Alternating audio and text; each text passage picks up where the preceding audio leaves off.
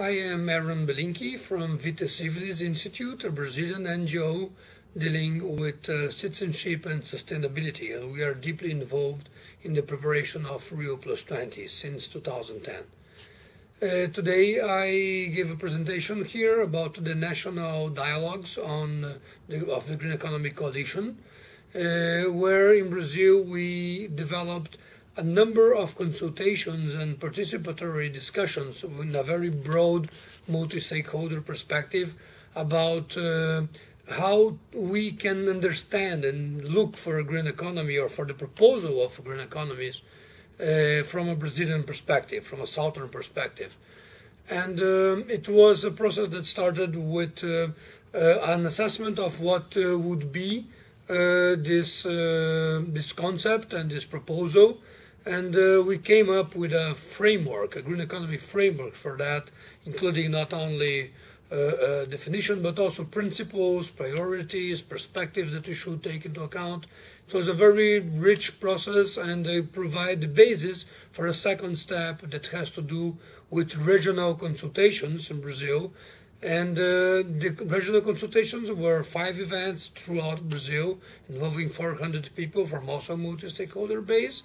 And that was very rich in terms of bringing to the ground the idea of how to apply and what we can identify of things already being done in Brazil about this general framework of green economy.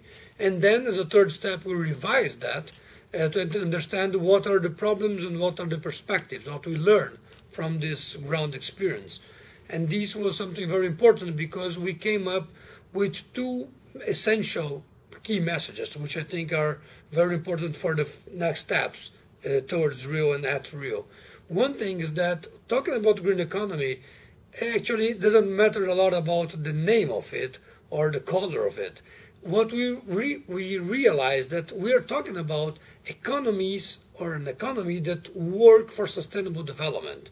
So it's not a new concept. It's about bringing to the economy the idea of sustainable development in an effective way. Because it's not just about the discourse, it's about implementing it, making it happen in reality. But while we do that, there are a number of concerns about possible, let's say, side effects or collateral effects that can bring problems.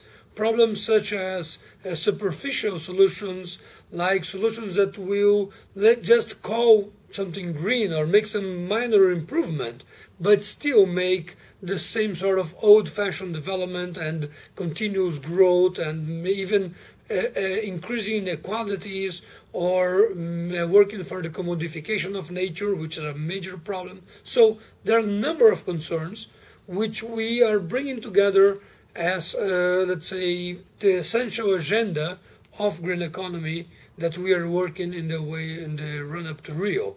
And to summarize that in a proposal, and that's something that we expect to see in Rio, is that rather than discussing green economy, we should really focus on how can economy deliver sustainable development.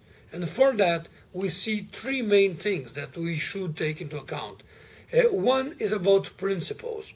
So it's not just about the definitions, about having principles for the economy that will work and deliver sustainable development. We must agree on these principles and have them clearly linked to equity, social justice, and sustainable development, and poverty, and protection of environment, limit in this sense. So the second thing is about limits.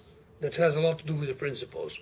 Limits meaning that we must respect an inner limit that has to do with people's needs. We must make an economy and a civilization that will provide for people's essential needs throughout the world, the whole society. So this is an internal limit. And there's an external limit that has to do about the planetary boundaries, or what Earth can provide to us. We can't go beyond, even if we're very efficient. There are limits, and these limits should be taken into account. So economies that respect social inner limit and planetary boundaries, the external limit.